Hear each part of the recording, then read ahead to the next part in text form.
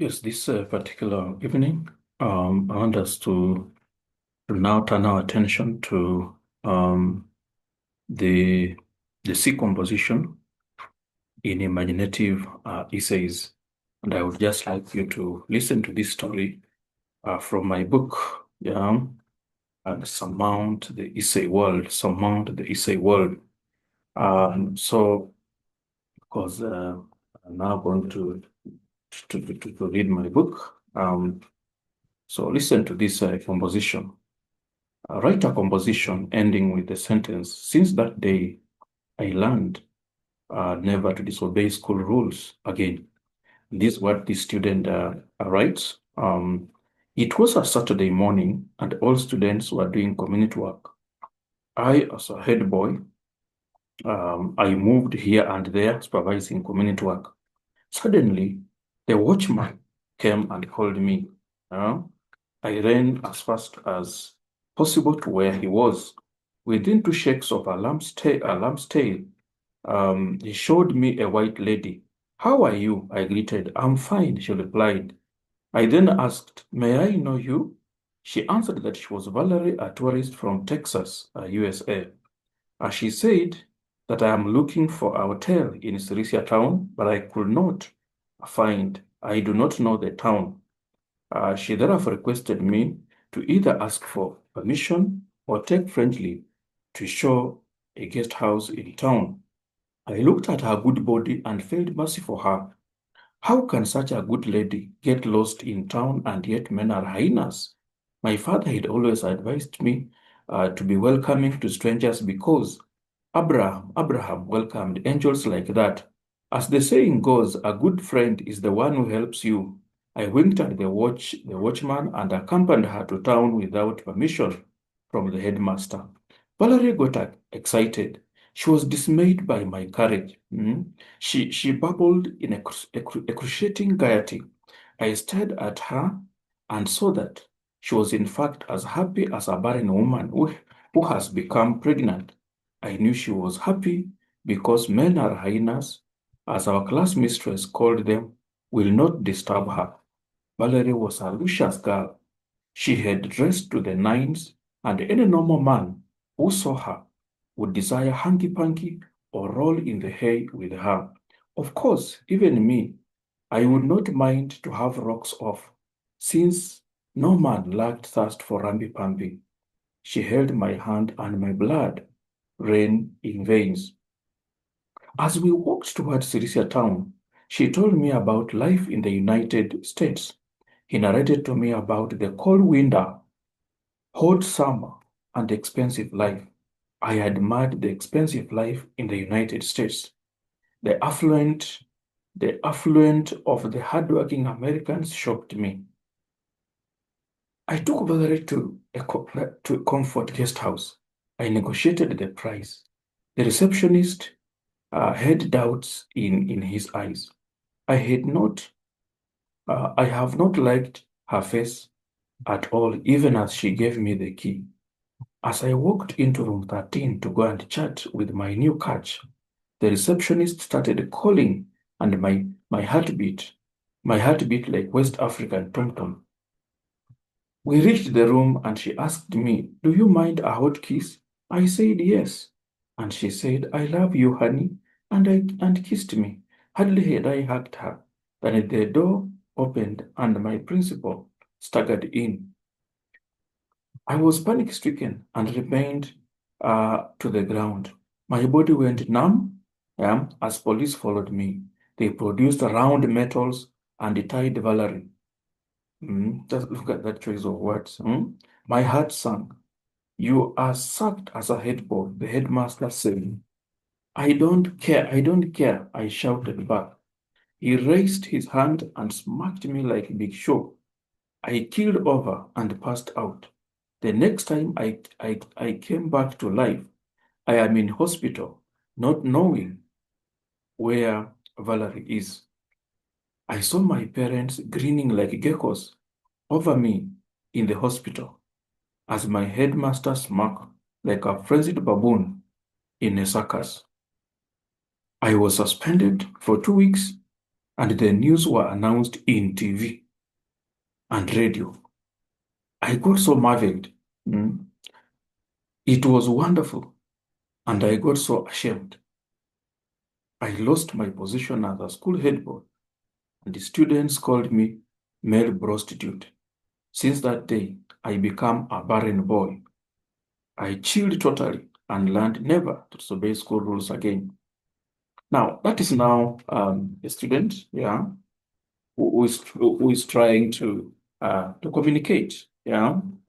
But unlike the B composition and the A composition, where the student has the fluency in communication, um, in the approaching expectation kind of writing, the student finds it very difficult to communicate. So one thing about the C composition is that the candidate um, um, communicates, but with the difficulty. There is a lot of difficulty in the communication process. And one of the features is that the language is bookish. Yeah? The student has just memorized some vocabularies and stories, yeah? And it's like he wants to impress, but they end up obstructing the flow in communication. Look at sentences like, she was dismayed by at my courage. Yeah? The candidate, yeah, yeah, the candidate has told us that Valerie was very happy, but she chooses dismayed to mean Valerie was quite upset or disappointed at um, at his courage. So the candidate might have read this word somewhere and liked it without really looking up its meaning. Yeah. So here he or she comes to plant it in the wrong context, and this is the problem with them. Some students who just want to memorize some words, a lot of cramming, but you have not really understood the language. Yeah, you have not really understood the language. Look at phrases like, yeah, she babbled in excruciating gaiety.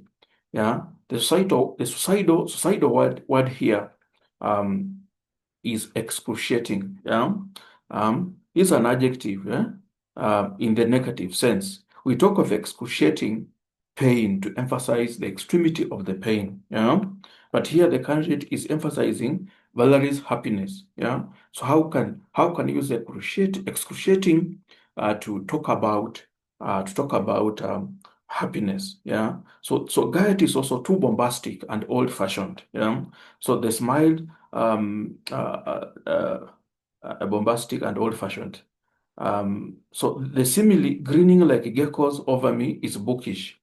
The student must have just read it somewhere and tried to force it in this particular context. Yeah, a grin is a broad smile.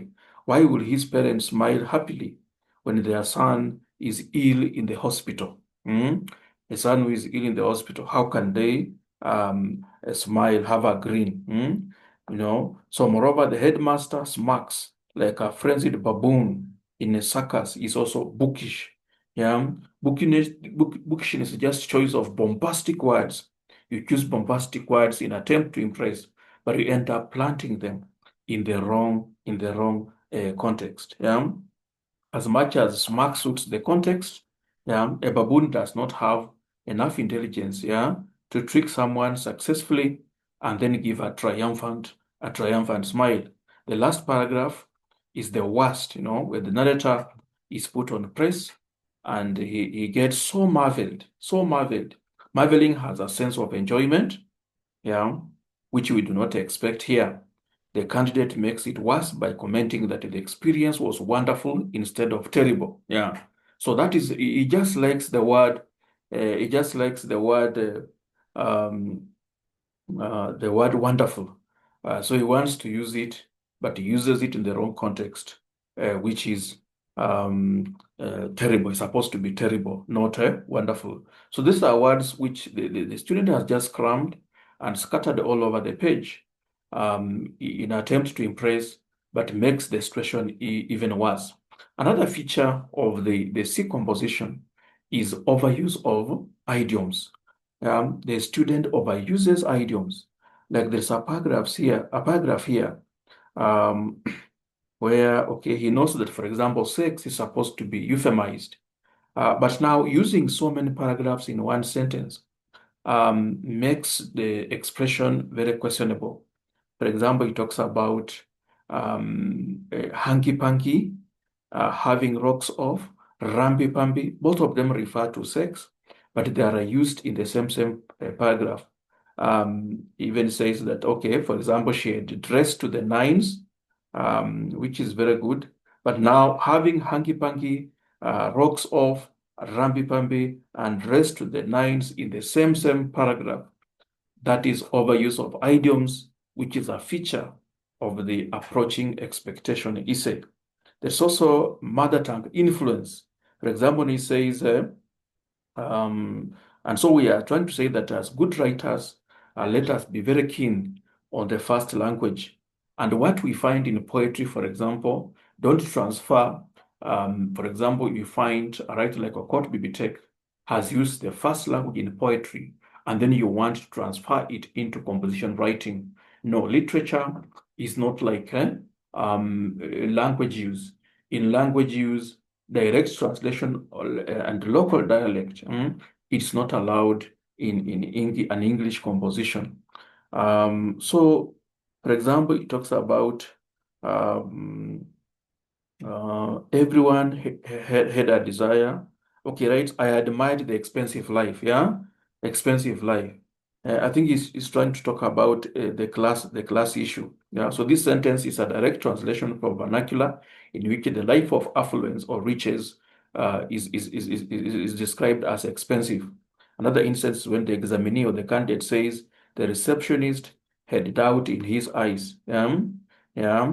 So that is direct translation, and we don't allow that in English. Yeah. We should say maybe the receptionist was suspicious, yeah, but don't say it doubt in his eyes. I felt mercy for her instead of I sympathized with her. So don't say I had mercy for her. Just say I sympathized with her. There is also a fault paragraphing. When you look at that composition, we don't have any paragraphs. Again, this particular composition, we have cliches and misquoted proverbs. Cliches and misquoted proverbs. For example, we talk about my heart beats like the West African tom-tom drum. So cliches are overused expressions which we no longer need. A good writer should choose fresh words. Fresh words, yeah. Yeah, don't use words like as happy as a king, as happy as a king. Choose fresh expressions. Where can you say I was as happy as Elon Musk, yeah, when he invented, um, machine learning, or when he invented robotics, yeah? Why can't you choose something fresh? So for new writers, please, especially new language learners in composition, do not use cliches. Yeah. For example, he says, okay, when he says, as the saying goes, a good friend is the one who helps you. That's a misquoted proverb. We don't have such proverbs. Proverbs have always been established unless you want to invent your own, but do not use cliches. We don't have such proverbs in the English language. A friend, a friend, a good friend is the one who helps you. We don't have such a thing unless you want to say a friend in need is a friend indeed. Then we have very weak diction.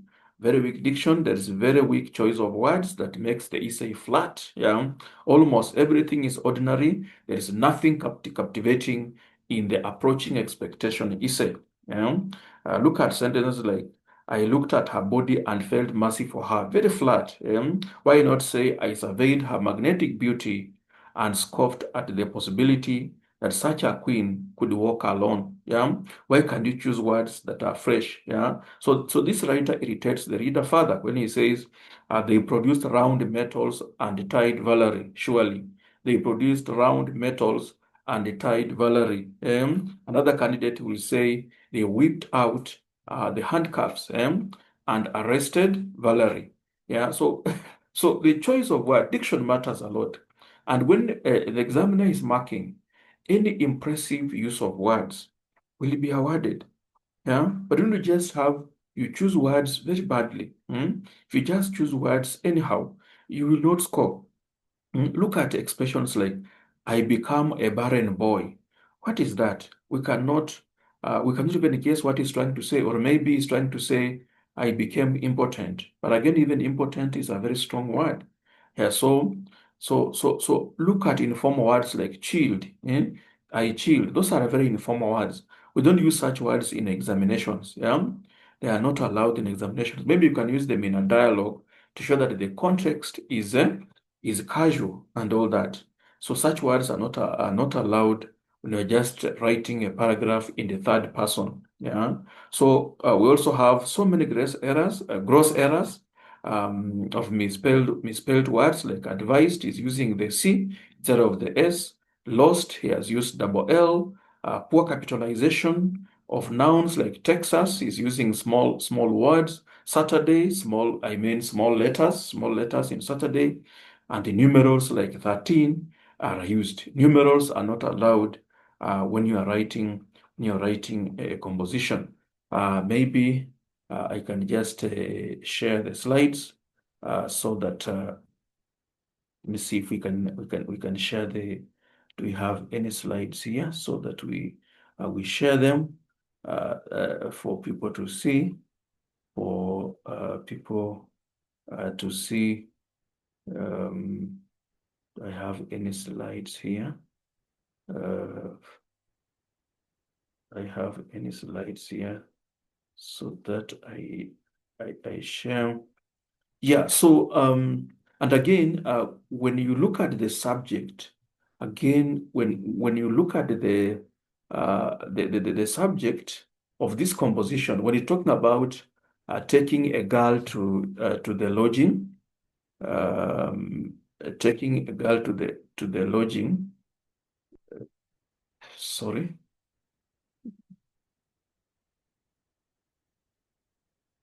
um,